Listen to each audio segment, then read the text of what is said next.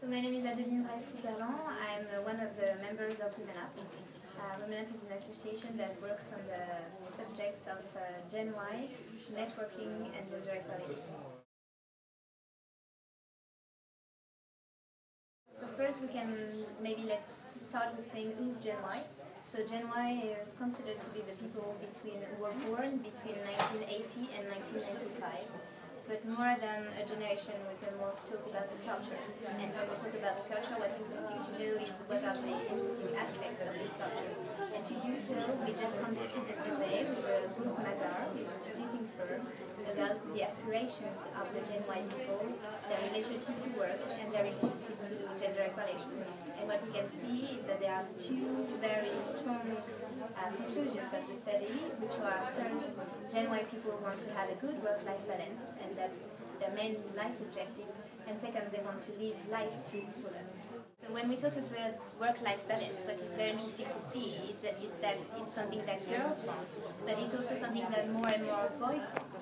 And when we look at this, we see that there's here a great opportunity for gender equality, because if men and women start to want the same things in firms, then we have a lot of hope to have on this issue. So that's the first point that I wanted to make.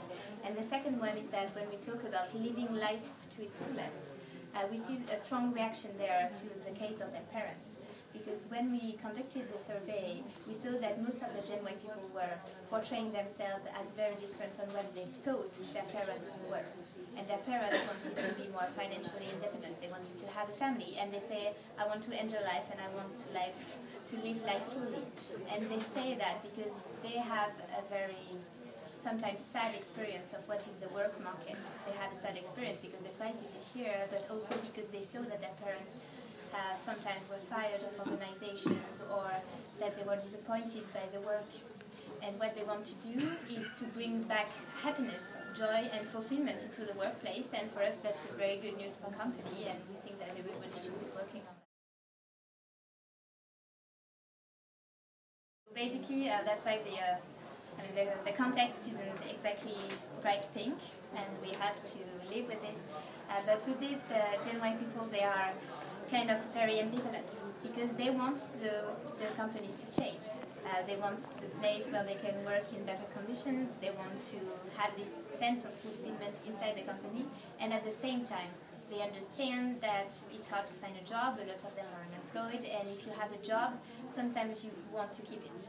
But here we can see two things, two kinds of opportunities. An opportunity for the firms and an opportunity for the wires themselves.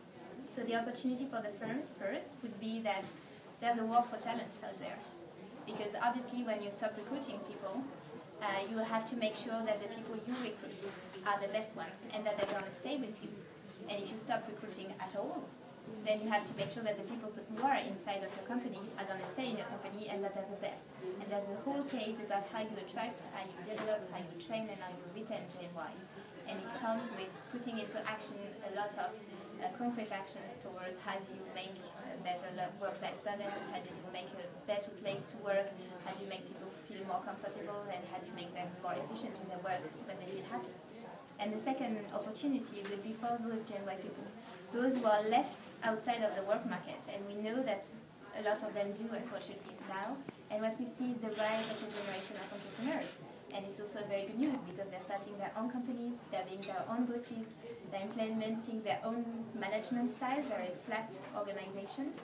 And this is also very positive for the economy. So the last word would be relied on Gen Y, because they might be a solution.